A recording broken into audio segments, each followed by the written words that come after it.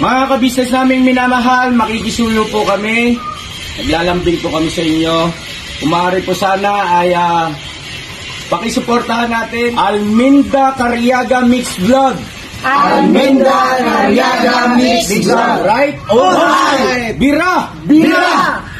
Mga kabisnes, pakisuportahan po natin si Alminda Mix Vlog. Ayan, makikisuyo po, suportahan natin Alminda Mix Vlog. Ako ay nagpaalam sa atin ng maayos na makapag-reaction video sa ating mga uploads. Yun, maayos po na nagpaalam yan. Sana po ay suportahan natin. Maraming salamat mga kabisnes. God bless sa ating lahat. Hi po mga kabisnes, welcome back to my YouTube channel. This is Alminda Mix Vlog. Bumabati ng magandang gabi po sa atin lahat dito around Middle East. Magandang umaga o magandang tanghali po sa atin sa Pilipinas. So, ito ang reaction video natin sa part 4 nitong taong grasa na si Tony. Ay makeover na nga niya ito mga kabisnes, diba? So ito, bago po natin umpisahan, gusto ko lang pong humingi sa inyo ng kumbaga naglalambing na.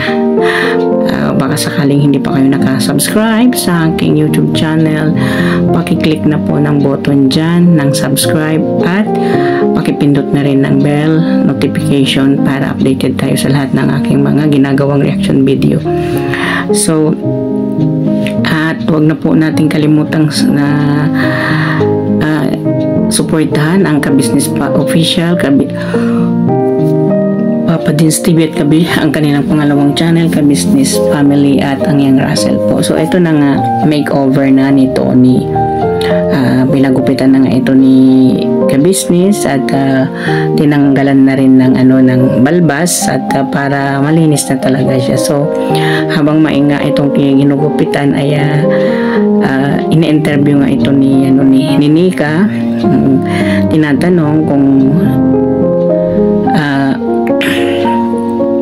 anong pangalan ng nanay niya at anong pangalan ng tatay niya. At tinatanong siya ni Nika na kung ano bang nakapag-aral ba siya. Ay siyempre magugulat tayo sa narinig natin o nakikita natin dito na ito pala ay graduate siya ng 2 years course. So ibig sabihin sa computer daw ay hindi lang malinaw kung ano yung doon sa computer na side na computer, talaga daw siya nakagraduate. So ibig sabihin ay hindi ito siya ganito noon, kasi hindi naman kung ganito namang style hindi naman ito makapag-aral. Ibig sabihin normal siya dati kaya siya nakapag-aral. So hindi natin alam kung ano yung cause na nagkaroon siya ng ganito, yung para bang nawawala sa sarili, baga na yung parang nakatulala, wala sa hindi naman siya na, syempre mausap naman siya, yun lang nga, minsan sumasagot, minsan hindi, at saka napakahinahon lang. Minsan ay hindi mo maririnig kung hindi mo pa ulitin sa kanya ang hina ng boses niya. Siguro mayroon lang talaga ito siyang yung parang hindi natin alam kung ano, kasi siya yung bang malimit sa pagsasalita ay kumbaga yung mga sagot niya ay limitado lang para sa kanya, kasi ay nakakaintindi naman siya ng Tagalog. Siyempre nakapag-aral ito, di ba? Kung hindi man niya mababanggit lahat sa Tagalog, pero pagkausapin mo naman siya sa Tagalog na sumasagot naman siya, yun lang nga, medyo tagal. Kailangan mo talagang siya ulitin yung sinasabi, at saka yung bang kailangan siyang mag-antay ka ng ilang minuto bago siya sasagot. Ewan, siguro hindi naman siguro ito dahil kung kasi iba mga kabisnes ay nakagraduate naman siya ng 2 years course. So ibig sabihin mayroon talaga itong dahilan kung bakit siya nagkaganito, hindi ba? Para ba yung natulala lagi tapos lagi nakatingin sa taas. Kung magsasalita, bago siya magsalita, tumingin muna siya sa taas bago siya sasagot sa iyo. O minsan tinititigan niya kung sinong taong tinititigan niya.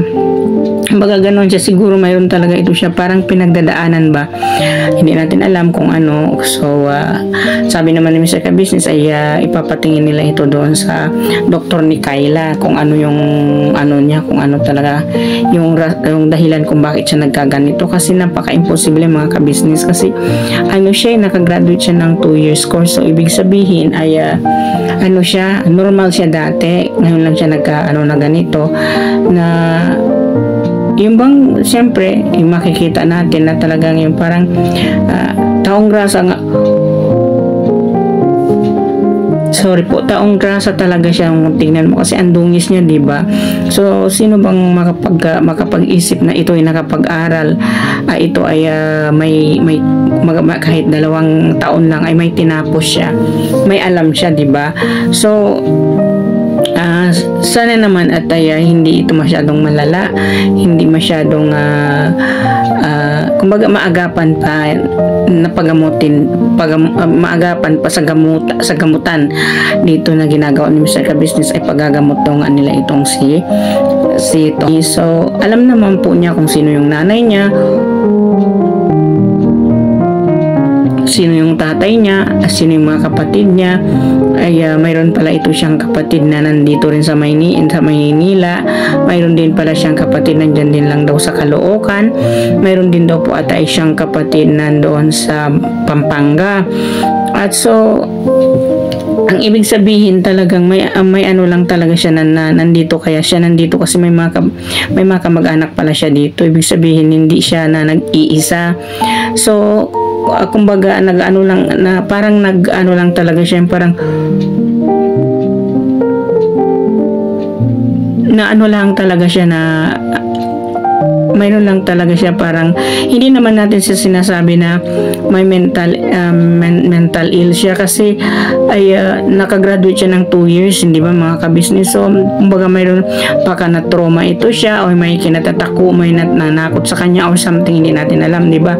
Kasi yung ano niya, hindi naman siya yung yung parang nawawala siya sa sarili niya, hindi naman siya nananakit, hindi naman siya nang babato, hindi naman siya kumbaga hindi siya nagwa-wild kahit na nawawala siya sa sarili niya, pero hindi siya nagwa-wild. Mabait siya. Yun lang nga, kung kausap mo ay parang magbilang ka ng ilang oras bago siya makasagot, bago niya sasagutin sa'yo. Yun, kumbaga parang na mental block ba yung isip niya, kasi lagi siyang nakatulala, nawawala sa sarili. Hindi natin alam kung ano yung causes ng pagkaganito niya, kasi imagine nakagraduate siya ng 2 years course and then computer pa yung tinapos niya. So saan mo naman, kung iisipin natin kung sa ganitong sitwasyon, ganito siya, paano siya nakapag-aral kung halimbawa ganito siya, diba? Alam naman natin yung mga ganitong klase na nawawala sa sarili ay hindi na nakakapag-aral, hindi ba mga ka-business? Kumbaga ay wala, ganyan na siya forever, ganito. Pero ito siya ay nakapag-aral pa daw siya. So kung iisipin natin, paano nangyari na nagkaganito siya, parang lagi nakatulala, yung bang wala sa sarili niya.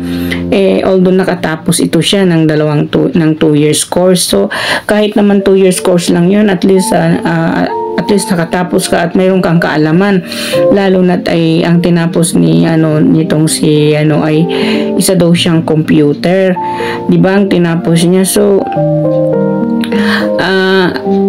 di mo naman siya pagkamalan na kung ano, kasi yun nga, mayroon siyang skill, yun nga, mayroon siyang tinapos.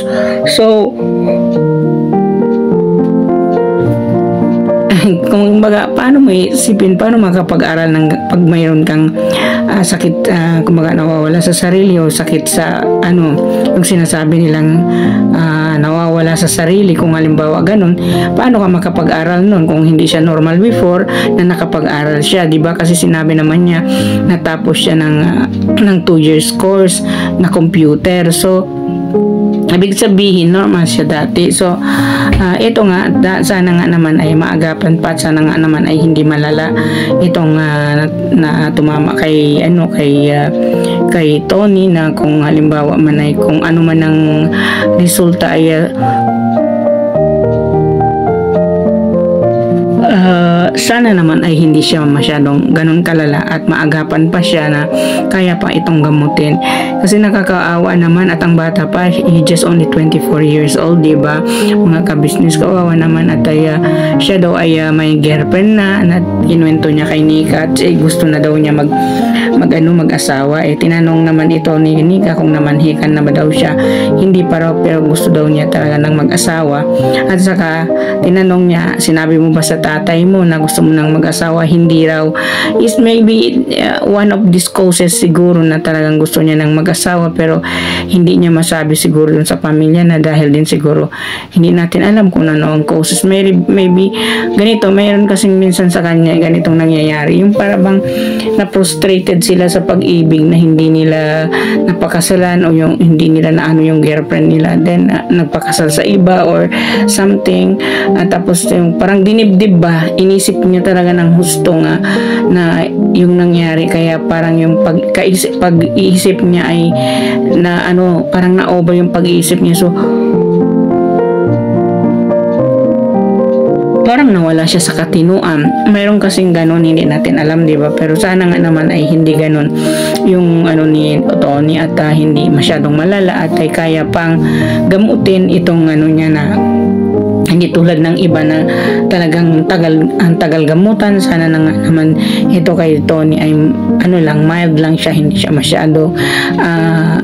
masyadong yung parang malala pa. Sana ay madali siyang gamutin, kasi nakakaawa, binata pa naman siya, hindi pa siya nag-asawa. Although sinabi niya gusto na raw talaga niya mag-asawa, paano siya makakapag-asawa kung ganito yung sitwasyon niya, diba? So kailangan talaga ito siya mapagamot. Buti na lang at mayroon isang ka-business ang nakatagpo sa kanya na ngayon ay willing siyang gamutin hanggang gumaling siya. Sana nga ay gagaling na tong si Tony. Nakakaawa naman talaga. Hindi ba mga ka-business, nakakaawa naman kung titingnan mo siya na ganyan, kasi kahit naman siguro kahit naman tayo na anak natin na ganito, or kapatid or kamag-anak natin na ganito, para kasi ding masakit sa atin, kasi siya tawag dito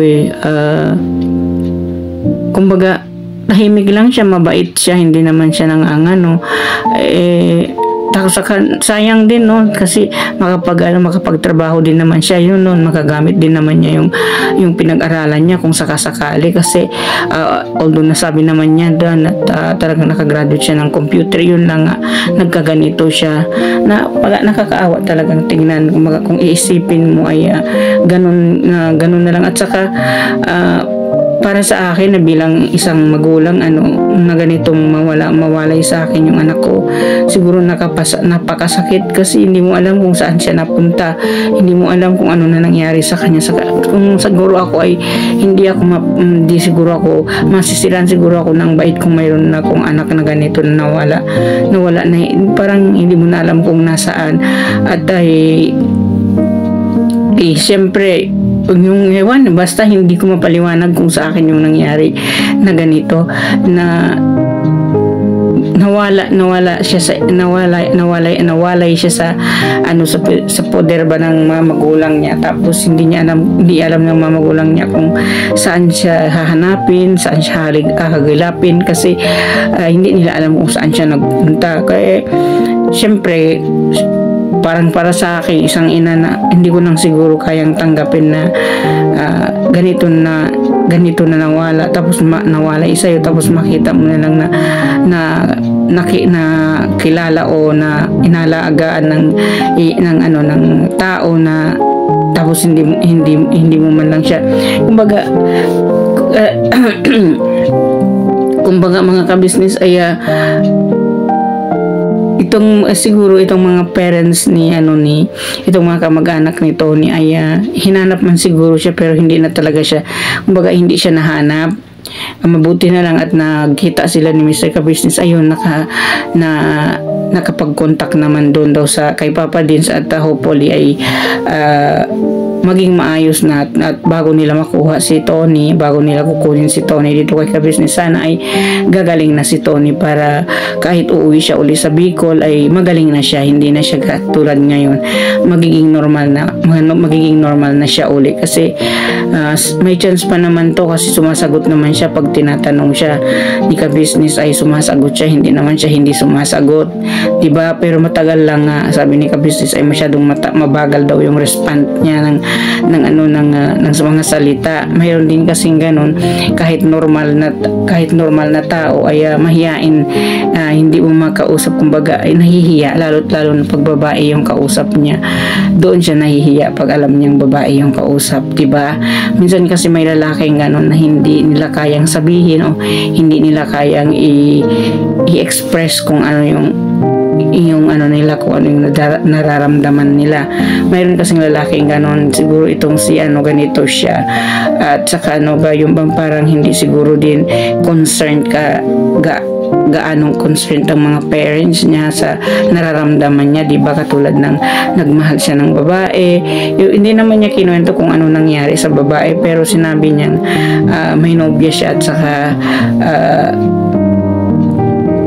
gusto nga niya na itong mag-asawa, pero ayaw niya siguro sabihin sa mga magulang niya kasi di natin alam kung anong dahilan, di ba? So mga Ka-Business, i-play po natin itong some portion na ito, sana po ay magustuhan ninyo. Sige po, ito ang pag-makeover sa kanya.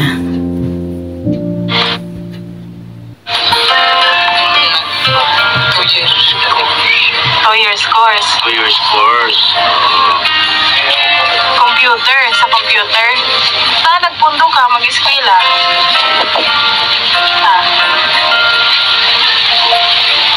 Ano pangalan pala na? Excuse na. Nagtanong mo anong pangalan ng tatay niya at saka nanay niya. Ano pangalan ni mama mo?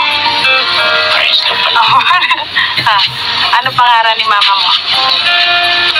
Ha? At may papa mo? Paki-record yan paki-record mga kagwanga. Arnolfo. Papa mo Arnolfo. Tapos, yung tugang mo na tigdihan mo sa Manila, ano pa? Tugang ay kapatid. Ayun. Kaya pala yun laging binabanggit po ni Boss July Panel. Mga katugang, yun pala kapatid pala yung sabi kasi Bicolano yun si Ingkong July Paonil, yung aking lolo.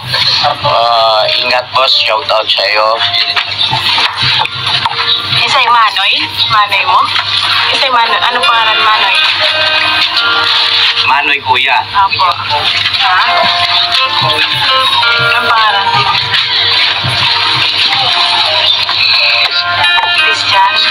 Christian. So, yun. So, at least mga ka-business, meron tayong mga nakukuha mga importanteng mga detalye. At tapos na siyang gupitan. At talaga naman, kitang-kita ang evidence. Alright.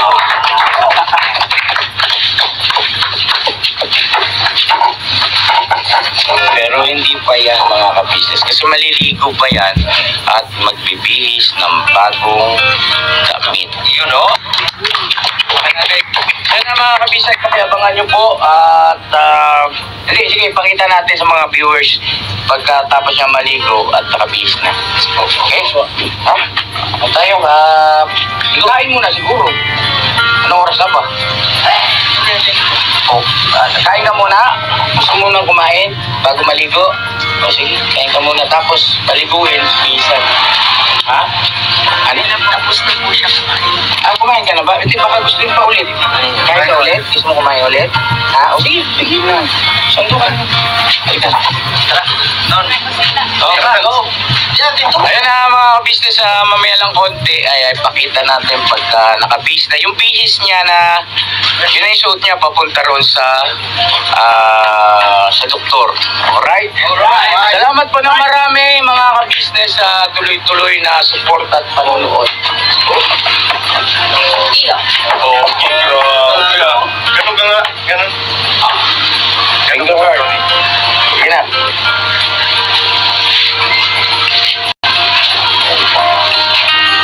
Ayan. Yun, no?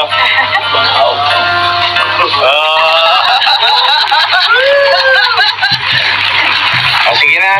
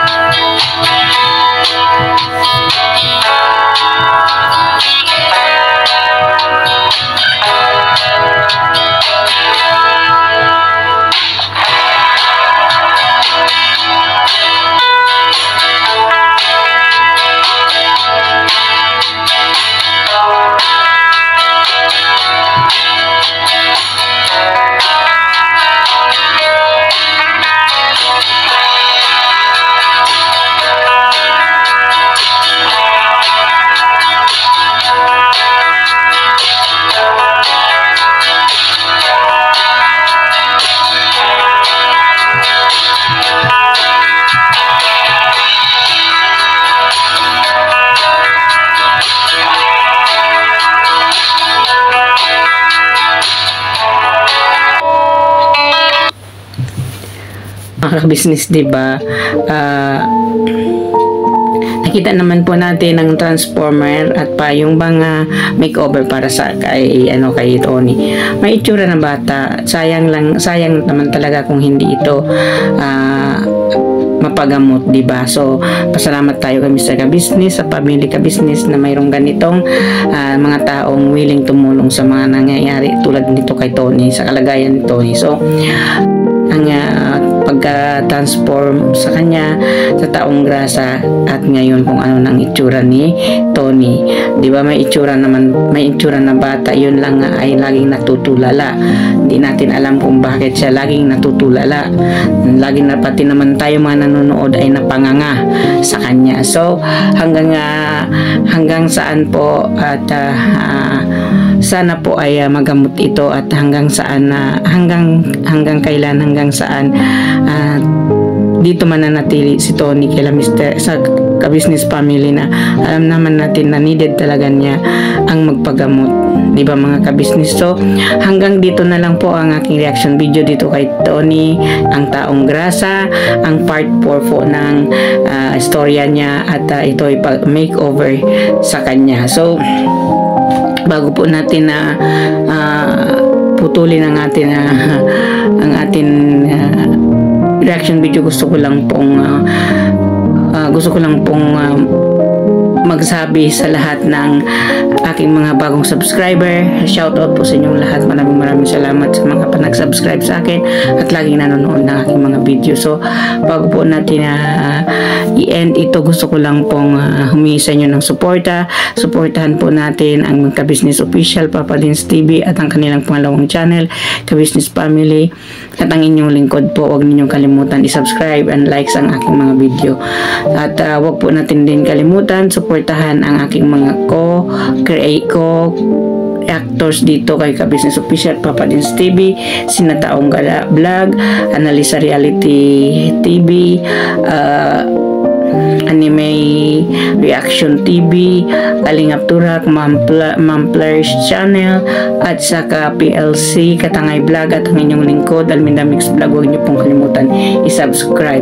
So hanggang dito na lang. May Allah bless us all, at intayin po natin yung upload ni Mr. Ka-Business dito sa pagpapagamot kay Tony. Ang first step sa pagpapagamot ni Tony para bumalik ang kanyang normal na behaviors at normal na pangingisip. So hanggang dito na lang. May Allah bless us all. Bye-bye po, at bira banat lang mga ka-business. Bye-bye po, mahal po namin kayo.